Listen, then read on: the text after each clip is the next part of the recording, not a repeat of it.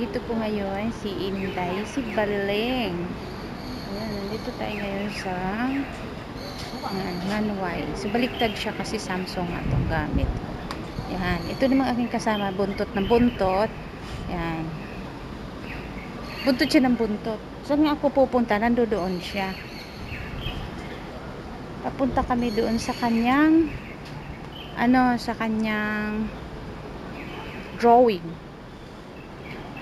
Hanggang 5 o'clock kami doon. Tapos, mamaya, pagkatapos, mag-dinner lang kaming dalawa, mayroon na naman siyang drama hanggang alas 11 ng gabi.